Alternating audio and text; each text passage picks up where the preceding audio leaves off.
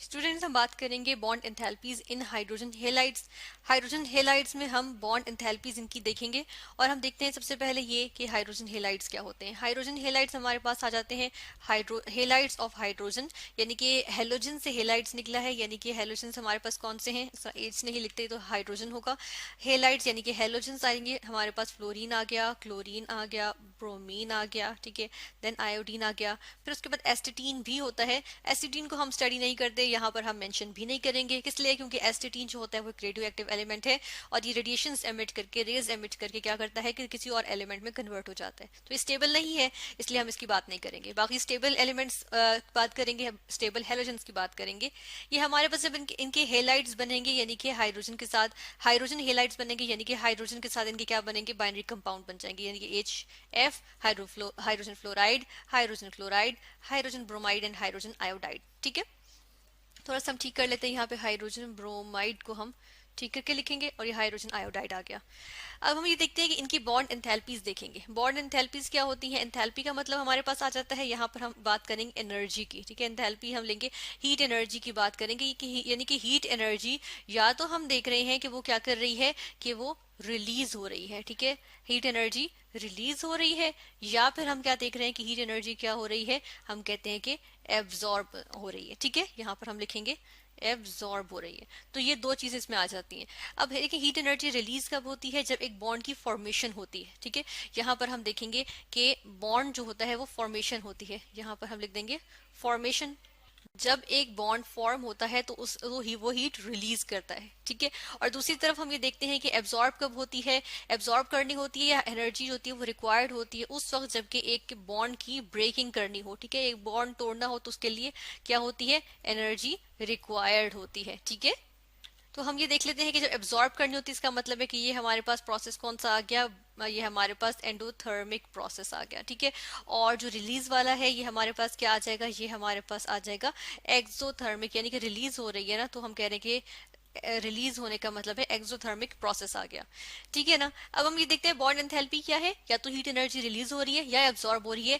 जब रिलीज उस सूरत में जब बॉन्ड फॉर्मेशन हो रही है और ब्रेकिंग होगी, तो बॉन्ड ब्रेकिंग में हम स्टडी कर रहे हैं बॉन्ड एंथैल्पी को, बॉन्ड ब्रेकिंग के लिहाज से स्टडी कर रहे हैं, तो हम कहते हैं कि हीट एनर्जी जो कि एब्जॉर्ब हो रही है। तो अगर हम इसको हाइड्रोजन हेलाइड्स को सामने रखते हुए इसको हम डिस्कस करें तो हम कहेंगे बॉन्ड एंथैल्पीज क्या होती हैं कि हाइड्रोजन हेलाइड्स जो हैं या तो ये टूट के, यानी कि 1 मोल हाइड्रोजन हेलाइड जो है इनमें से कोई सा भी हाइड्रोजन हेलाइड जिसको हम AHX से रिप्रेजेंट कर देते हैं, क्या हो 1 मोल इसका जो है वो ब्रेक करके किस में आ जाए, अपने कोरिस्पॉन्डिंग गैशियस एटम्स में आ जाए, हाइड्रोजन आयंस और हेलोजन के एटम, हाइड्रोजन के एटम और हेलोजन के एटम में आ जाए, तो इसको हम क्या कहेंगे, इनकी बॉन्ड एंथैल्पी कहेंगे, किसकी, हाइड्रोजन हेलाइड्स की। और इसके लिए क्या होगी, हीट एनर्जी क्या करनी पड़ेगी, ये हम देखते हैं इसके अंदर हीट एनर्जी एब्जॉर्ब करनी पड़ेगी। इसी का प्रोसेस का अगर उलट हम देखें, ये वाला प्रोसेस अगर हमने देखा यानी ऑपोजिट प्रोसेस देखना, तो इसके लिए हम कहते हैं कि एनर्जी रिलीज होगी, ठीक है। इसके लिए एनर्जी क्या होगी, यहाँ पर हम देखते हैं कि यहाँ पे एनर्जी जो है वो यानी कि फॉर्मेशन के लिए, यानी कि अगर हम बॉन्ड एंथैल्पी स्टडी करें as release of heat energy when gaseous atoms of hydrogen and halogen combine to form hydrogen halide, तो वो हमारे पास क्या आ जाएगी, उसके लिए हीट एनर्जी रिलीज आएगी, ठीक है। और दूसरी बॉन्ड एंथैल्पी क्या देखी है हमने कि हाइड्रोजन हेलाइड से जो है वो हम देख रहे हैं कि 1 मोल हाइड्रोजन हेलाइड जो है वो 1 मोल हाइड्रोजन एटम और 1 मोल हेलोजन एटम जो है वो बना रहा है गैशियस फॉर्म में, ठीक है। तो हम वो कहते हैं वो हमारे पास क्या आ जाएगा, यहाँ पे हम कहते हैं कि एब्जॉर्ब हो रही है, ठीक है। तो ये हमारे पास बॉन्ड एंथैल्पी आ गई। अब इसके अंदर हम इसका ट्रेंड देखेंगे, एक ट्रेंड होता है जो कि फॉलो होता है इसमें, और हम देखेंगे कि डाउन द सीरीज जाएं हम, या हम कहते हैं डाउन द ग्रुप जाएं हम, तो हमारे पास इसकी वैल्यूज इंक्रीज करती हैं, हाइड्रोजन फ्लोराइड से जाते हुए हाइड्रोजन क्लोराइड, फिर hydrogen bromide, hydrogen chloride, then hydrogen bromide and then finally hydrogen iodide, या हमारे पास क्या होता है, इंक्रीज करती हैं। तो इसके लिए हम देखते हैं कि हमने जब ग्राफ देखा, ऑब्जर्व किया, एक्सपेरिमेंटल वैल्यूज लिखा, थ्योरेटिकली देखा, तो हमारे पास वैल्यूज कुछ इस तरह से आई। अब ये देखिए कि इसमें क्या है, हम देख रहे हैं कि जी हाइड्रोजन फ्लोराइड के लिए सबसे ज्यादा है, फिर हाइड्रोजन क्लोराइड, फिर hydrogen bromide and finally hydrogen iodide. Bond enthalpy अगर हम हाइड्रोजन हेलाइड्स की बात करें तो ये हमारे पास क्या होती है, ये हमारे पास इनवर्सली प्रोपोर्शनल आ जाती है बॉन्ड डिस्टेंस के, ठीक है। तो हम यहाँ पर इस तरह से लिखेंगे कि जो हमारे पास बॉन्ड एंथैल्पी है, यहाँ पर हम लिखेंगे ये क्या होती है, इनवर्सली प्रोपोर्शनल होती है किसके, यहाँ पर हम लिखेंगे बॉन्ड डिस्टेंस के, ठीक है, बॉन्ड डिस्टेंस। अच्छा, जिस तरह हम देख रहे हैं कि क्या हो रहा है कि जो हेलोजन एटम्स हैं, क्योंकि डाउन द ग्रुप जाते हुए फ्लोरीन से आयोडीन तक जाते हुए हमारे पास क्या होता है, साइज इंक्रीज कर रहा है। ठीक है, तो हम अगर यहाँ पर देखें कि देखें हेलोजन का एटम जो है, सॉरी हाइड्रोजन का एटम जो है वो एक इलेक्ट्रॉन के साथ वैसा का वैसा ही होगा। लेकिन अगर हम यहाँ पर बात करें किसकी, हम बात कर लें फ्लोरीन की, तो फ्लोरीन का देखें एटम कितना होगा, यहाँ पे हमारे पास सबसे छोटा एटम जो है वो फ्लोरीन का आ जाता है, तो ये फ्लोरीन आ गया। ठीक है, अब इसके आउटर मोस्ट शेल में कितने इलेक्ट्रॉन्स हैं, 7। ठीक है, अब देखिए इनके दोनों के न्यूक्लियाई के दरमियान डिस्टेंस जो है वो उसको हम कंसिडर करते हैं, लेकिन क्योंकि ये एक बॉन्ड बना हुआ है, ये कंपाउंड हमारे पास है हाइड्रोजन हेलाइड, इसमें अगर हम देखें तो न्यूक्लियस का फ्लोरीन के आउटर मोस्ट शेल के तमाम इलेक्ट्रॉन्स के साथ क्या है, बहुत ज्यादा अट्रैक्शन है।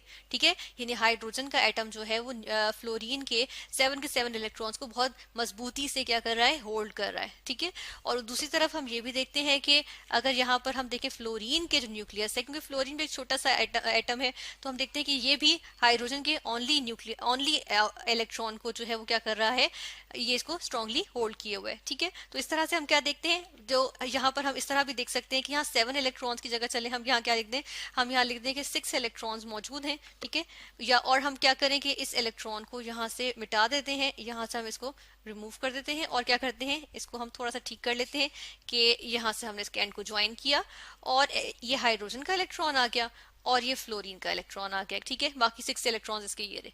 तो हाइड्रोजन का न्यूक्लियस जो है वो क्या कर रहे हैं, 6 इलेक्ट्रॉन्स को भी खींच रहा है और फ्लोरीन का अपना न्यूक्लियस भी इन 6 इलेक्ट्रॉन्स को खींच रहा है। ये इनके आउटर मोस्ट शेल्स बने हुए, और ये जो देखें क्रॉस जो हमने फ्लोरीन का इलेक्ट्रॉन बनाया है, इसको भी देखें हाइड्रोजन का न्यूक्लियस भी खींच रहा है और हेलोजन का न्यूक्लियस यानी कि फ्लोरीन का न्यूक्लियस भी खींच रहा है। तो देखिए ये क्या है, स्ट्रांगली बाउंड कर रहे हैं, स्ट्रांगली होल्ड कर रहे हैं एक दूसरे को, किस वजह से, क्योंकि ये जो है डिस्टेंस कम है। ठीक है, अगर हम एच एफ के बॉन्ड डिस्टेंस की बात करें, हम डी से रिप्रेजेंट करेंगे। ठीक है, बॉन्ड डिस्टेंस को चले हम डी से रिप्रेजेंट कर लेते हैं, तो हम देखते हैं कि एच एफ के लिए क्या आ रहा है, एच एफ के लिए हमारे पास होता है 0.926 एंगस्ट्रॉम। एंगस्ट्रॉम मतलब इंटू 10⁻⁻10 मीटर्स। ठीक है, ये हाइड्रोजन के लिए है, ये हाइड्रोजन फ्लोराइड के लिए। और देखिए इसकी वजह से जो हमारे पास बॉन्ड एंथैल्पी आ रही है, बीई से रिप्रेजेंट करेंगे इसको। एच एफ के लिए अगर हम देखें तो हमारे पास क्या आ जाती है, हमारे पास आ जाती है 565 किलो जूल्स पर मोल आ जाती है। ठीक है, तो ये हमारे पास देखिए इतनी एनर्जी आ जाती है, बॉन्ड एनर्जी।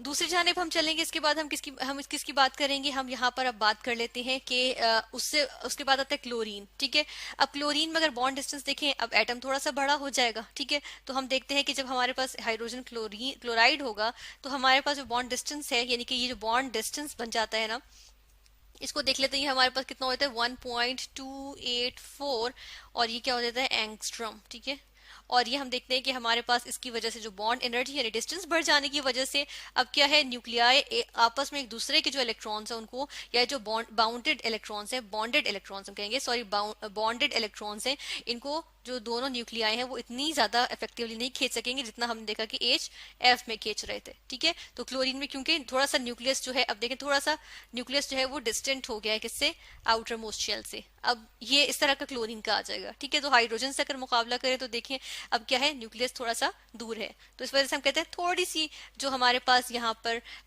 कहते हैं अट्रैक्शन है वो कम आ जाएगी। तो फिर हम इसका मतलब है कि बॉन्ड तोड़ने में भी थोड़ी सी मुश्किल होगी। ठीक है, और हम देखते हैं सॉरी बॉन्ड तोड़ने में मुश्किल नहीं होगी, हम कहते हैं आसानी होगी, क्योंकि देखें इतनी टाइटली होल्ड नहीं कर रहा जितना हाइड्रोजन फ्लोराइड में कर रहा था।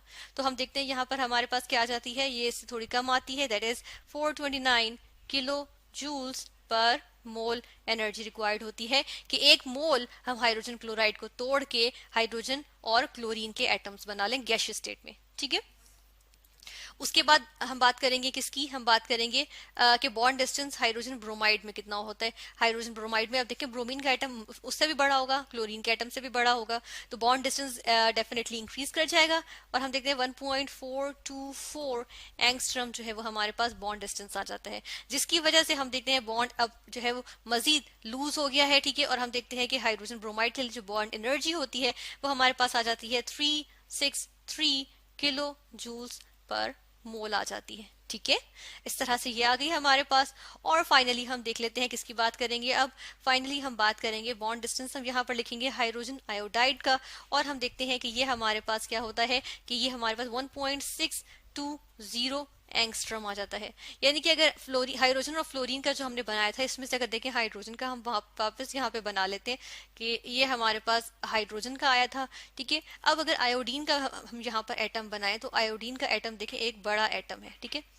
अब देखें कि इसको अगर बेशक हम क्लोज भी कर लें और इनके एटम्स इलेक्ट्रॉन्स बनाए तो देखिए हाइड्रोजन का इलेक्ट्रॉन ये आ गया जो कि ये किस क्या कर रहा है, कोवेलेंटली बॉन्ड कर रहा है या शेयर कर रहा है आयोडीन के एटम के साथ। ये हाइड्रोजन है, ये आयोडीन है, और देखिए आयोडीन का ये आ गया, ठीक है।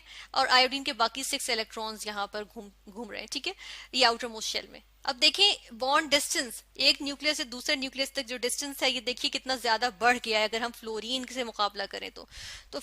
ये हमारे पास इससे क्या सबूत मिलता है कि यहाँ बॉन्ड हमारे पास जो इलेक्ट्रॉन्स है आउटर मोस्ट शेल के इलेक्ट्रॉन्स, और हम कहते हैं जो हमारे पास बॉन्डेड इलेक्ट्रॉन्स हैं वो क्या कर रहे हैं, न्यूक्लियाई उनको इतनी टाइटली होल्ड नहीं कर रहे हैं, जिसकी वजह से हम कहते हैं कि जो बॉन्ड एनर्जी है हमारे पास हाइड्रोजन आयोडाइड के लिए वो हमारे पास मजीद डिक्रीज कर जाती है, वो 295 किलो जूल्स पर मोल पे आ जाती है, ठीक है, इस तरह से। तो हम क्या देख रहे हैं कि जैसे जैसे बॉन्ड डिस्टेंस जो है वो इंक्रीज करता चला जा रहा है, हमारे पास जो बॉन्ड एंथैल्पी है वो क्या कर रही है, वो डिक्रीज कर रही है, ठीक है। यानी कि बॉन्ड डिस्टेंस इंक्रीज करने से बॉन्ड एंथैल्पी जो है वो डिक्रीज कर रही है, क्योंकि न्यूक्लियाई अब उनको जो बॉन्डेड इलेक्ट्रॉन्स है उनको टाइटली होल्ड नहीं कर रहे हैं, ठीक है। तो इस तरह से हमने ये देखा कि ये हमारे पास डिक्रीज करती चली जा रही है, और इसका हमने ग्राफ भी देखा। और ये हम देखते हैं कि जब इनके रिएक्शंस देखें या इनकी डिकम्पोजिशन भी देखें तो हम देखते हैं कि हाइड्रोजन फ्लोराइड को ब्रेक करना, डिकम्पोज करना किसमें, हाइड्रोजन में और फ्लोरीन में मुश्किल होता है, और हाइड्रोजन क्लोराइड को भी डिकम्पोज करना हाइड्रोजन और क्लोरीन में मुश्किल होता है। ये अपने रिस्पेक्टिव गैशियस एटम्स में मुश्किल से आते हैं। किस वजह से, इनको अगर हम देखते हैं कि इनका जो डिस्टेंस है, जो बॉन्ड डिस्टेंस है वो कम है इस वजह से, ठीक है। और हम ये देखते हैं कि इसकी वजह से क्या होता है कि हमारे पास ये इजीली ब्रेक नहीं होता, इवन स्ट्रॉन्ग हीटिंग पे भी इजीली ब्रेक नहीं होते हैं, ठीक है। जबकि अगर हाइड्रोजन ब्रोमाइड की बात करें तो स्लाइट हीटिंग पे भी हाइड्रोजन ब्रोमाइड जो है वो हाइड्रोजन और ब्रोमीन के एटम्स में चला जाता है, ठीक है। लेकिन वो ब्रोमीन के एटम्स में स्टेबल नहीं रहता, बल्कि वो क्या बना लेता है, ब्रोमीन का लिक्विड बना लेता है Br2 की फॉर्म में। जबकि हम अगर हाइड्रोजन आयोडाइड की बात करें तो ये तो इसकी फॉर्मेशन ही हमारे पास एक रिवर्सिबल प्रोसेस आ जाती है। एक तो हाइड्रोजन आयोडाइड बनता भी मुश्किल से है, ठीक है, हमें टेम्परेचर देना पड़ता है ज्यादा। दूसरा है हम ये देखते हैं इसकी ब्रेकिंग बड़ी आसान होती है, और तीसरा ये कि रिएक्शन ही रिवर्सिबल होता है कि हाइड्रोजन आयोडाइड अगर हाइड्रोजन और आयोडीन से बने भी तो हमारे पास वापस हाइड्रोजन आयोडाइड आता रहता है, और दोनों तरफ रिएक्शन जो है वो चलता चला जाता है, ठीक है। तो इसकी जो हाइड्रोजन आयोडाइड है इसकी डिकम्पोजिशन जो है वो बहुत आसान होती है, क्योंकि इसके हम देख रहे हैं कि हमारे पास बॉन्ड डिस्टेंस है वो ज्यादा है, जिसकी वजह से हमारे पास बॉन्ड एनर्जी कम है, कम एनर्जी पे भी ब्रेक कर जाता है। तो इस तरह से हमने आज स्टडी किया बॉन्ड एंथैल्पी इन हाइड्रोजन हैलाइड्स।